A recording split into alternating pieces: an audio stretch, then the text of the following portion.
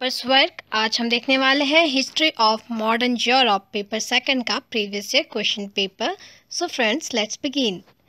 सो पहला क्वेश्चन है हमारा, आपको बताना है कि किस तरह ब्रिटेन में पार्लियामेंट्री डेमोक्रेसी का उदय होता है, कब, बिटवीन 1830 टू 1920। उसके बाद आपसे पूछा गया है कि क्या ये प्रोसेस, ठीक है, इसका मतलब क्या रीज़न था, ठीक है, was it a product of high politics alone, या फिर ये एक रिस्पॉन्स था टू प्रेशर फ्रॉम बिलो। 1830 से लेकर 1920 के दशक के बीच ब्रिटेन में हुए संसदीय प्रजातंत्र के विकास की आपको रूपरेखा प्रस्तुत करनी है।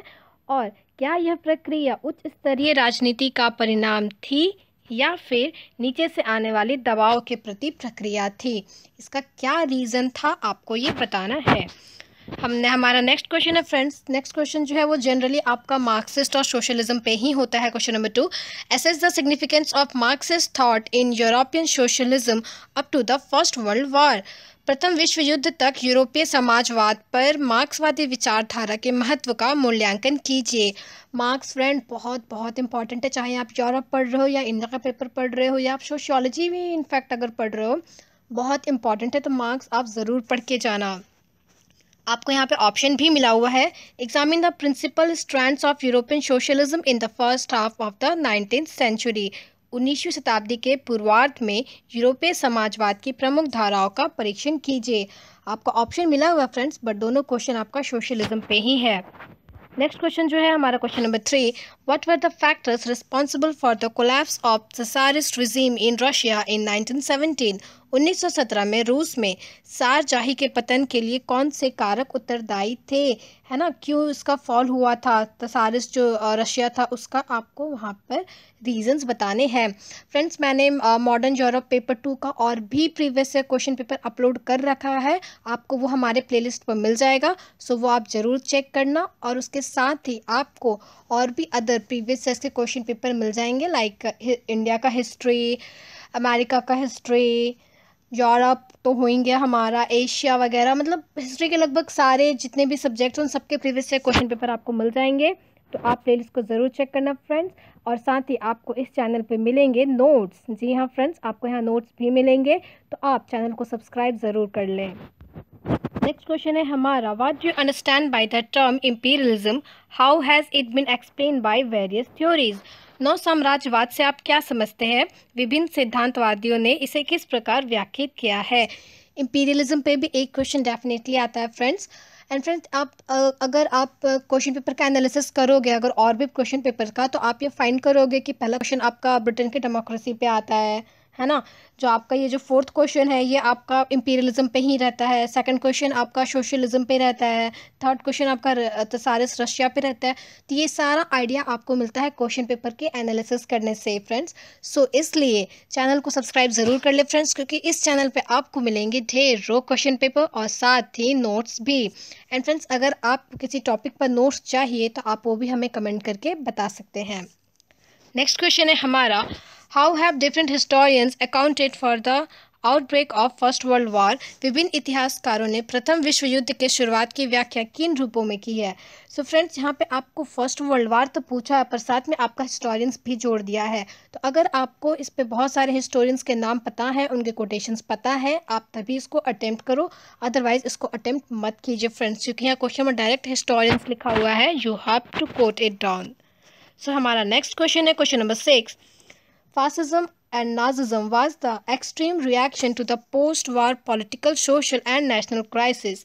ये जो स्टेटमेंट फ्रेंड किसका दिया हुआ है, आपका रिचार्ड थोर्लू का दिया हुआ है। Explain with reference to either Germany और इटली।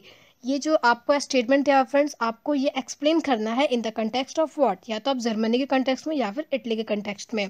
हिंदी में हम देखें तो फासीवाद या नाजीवाद विश्व युद्धोत्तर राजनीतिक, सामाजिक और राष्ट्रीय संकट के प्रति अति उत्कट प्रक्रिया थी, रिचार्ड थोर्ले। एंड फ्रेंड्स एक क्वेश्चन आपका फासिज्म या फिर नाजिज्म पे डेफिनेटली आता है, तो आप स्किप मत करना, बल्कि दोनों ही पढ़ के जाना। कभी कभी दोनों भी पूछ लिया जाता है, तो उस समय आप फंस सकते हो, तो आप दोनों पढ़ के जाना। नेक्स्ट क्वेश्चन हमारा क्वेश्चन नंबर 7।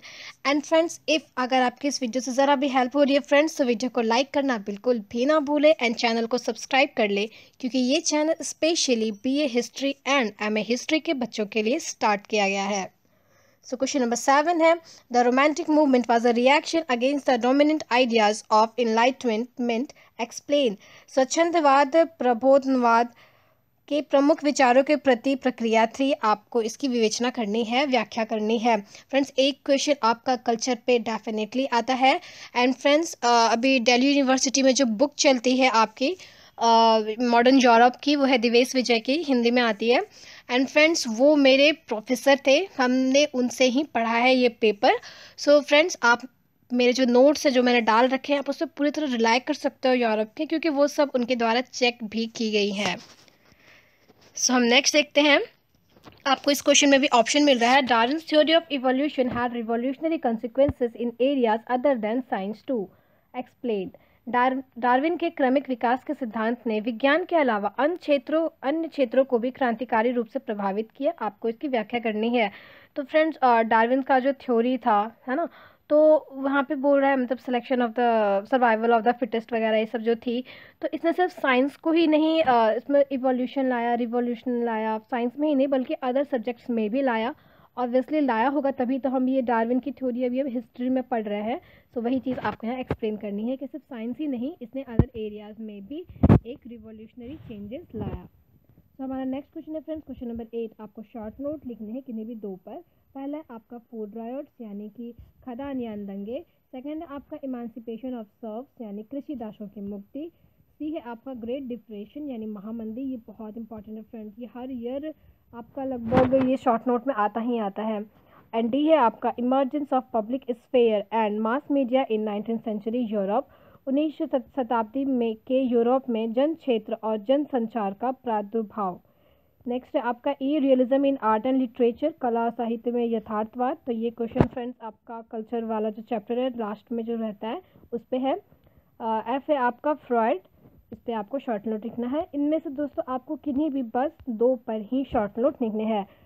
सो फ्रेंड्स, फिर मिलते हैं नेक्स्ट वीडियो में एक new question paper analysis and notes के साथ। Thank you.